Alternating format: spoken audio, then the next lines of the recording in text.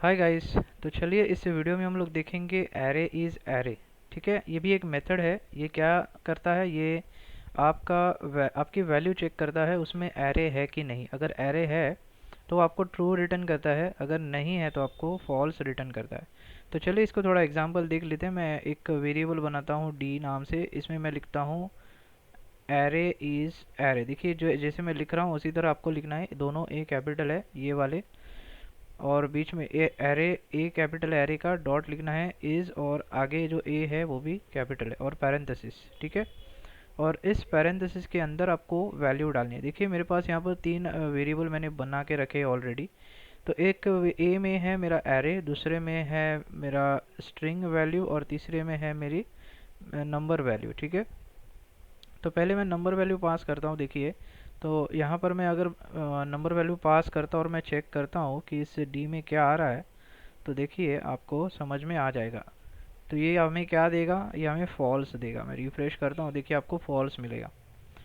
तो अगर मैं बी करूँ यहाँ पे, चलो बी कर देते हैं इसको, सॉरी यहाँ पर।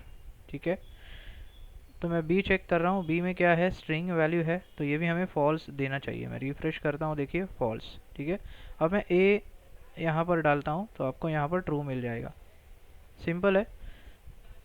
तो ये काम होता है। और आपको अगर कोई आपके कोड में कहीं डेटा आप पास कर रहे हो, तो उसमें अगर आपको चेक करना है कि वो एक एरे है कि नहीं, तो आप इस मेथड का इस्तेमाल कर सकते हो।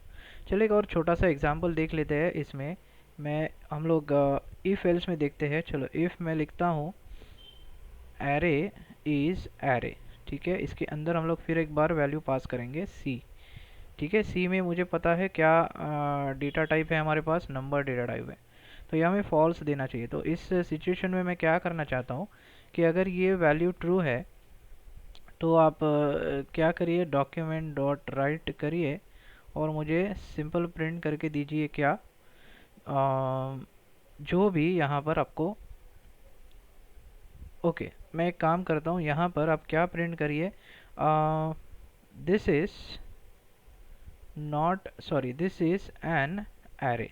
अगर देखिए अगर वैल्यू कंडीशन ट्रू है तो मैं बोल रहा हूँ कि आप क्या करिए, डॉक्यूमेंट डॉट राइट क्या करिए, this is an array.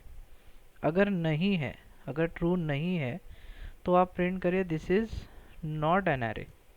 Simple. Okay, तो इसको मैं सेव करता हूँ, मैं रिफ्रेश करता हूँ। देखिए यहाँ पर आपको दिखाई देगा this is not an array, because हम लोगों ने यहाँ पर कंडीशन लगाई है और ये कंडीशन खुद ब खुद चेक कर रहा है। ये हमें क्या रिटर्न करता है, जैसे मैंने कहा ट्रू और फॉल्स, तो इसीलिए वो अंदर ही चेक कर रहा है कि ये ट्रू है कि फॉल्स है। तो यहाँ पर जो इस कंडीशन में या इस ब्रैकेट में, इस क्या कहते हैं इसको, पैरेंथेसिस में, इफ़ की जो कंडीशन का जो ब्रैकेट है, इसमें मुझे वैल्यू क्या मिल रही है, यहाँ पे फॉल्स मिल रही है। कैसे फॉल्स मिल रही है, एरे इज़ एरे मेथड मैंने लिखा है, इसीलिए रिटर्न क्या कर रहा है, फॉल्स। तो यहाँ पर हम लोग ने लिखा इफ़ फॉल्स, अगर फॉल्स है तो आप एल्स में चले जाइए, अगर ट्रू है तो आप यहाँ पर आइए। सिंपल ये मतलब है। ठीक है, तो अगर मैं फिर से यहाँ पर बी लिखता हूँ तो भी आपको यही दिखाई देगा, this is not an array. और अब मैं ए लिखता हूँ तब आपको दिखाई देगा this is an array. Simple. तो ये सारी चीज़ें आप कर सकते हो, मतलब इस मेथड के साथ आप चेक कर सकते हो उसमें वैल्यू क्या जा रही है।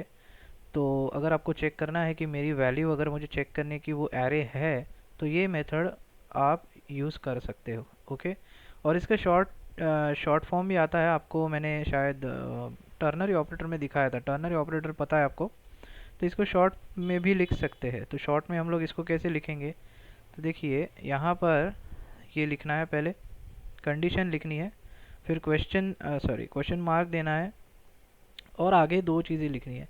एक तो आप ये करिए, ठीक है, मैं सिर्फ यही लिखता हूँ, कॉपी, उप्स, डबल हो गया, हाँ, और या तो आप ये करिए, simple this is not an array. तो ये क्या करेगा, देखिए मैं यहाँ पर एक वेरिएबल बना देता हूँ डी नाम से, डी इक्वल टू, मैंने लिख दिया शॉर्टकट, ये शॉर्टकट है, आपको पता है टर्नरी ऑपरेटर आपने सीखा है। अगर आपको इफ़ एल्स इतना बड़ा नहीं लिखना है तो आप शॉर्ट एक लाइन में लिख सकते हो। और मैं सिंपल सा यहाँ पर जाके इसको क्या करूँगा, डॉक्यूमेंट डॉट राइट, मुझे डी जो है वो प्रिंट करके दे दीजिए। अब डी में मुझे क्या मिलेगा, जो ट्रू है वो वैल्यू मिलेगी। सिंपल है। तो इसको मैं थोड़ी देर के लिए बंद कर देता हूँ और सेव करेंगे, एक बार चेक करेंगे। यहाँ पर देखिए फिर भी आपको सेम वैल्यू दिखाई देगी, क्योंकि ये कंडीशन क्या है, ट्रू हो जाती है। अगर यहाँ पर आप बी डालोगे तो ये चेंज होके this is not an array आपको दिखाई देगा।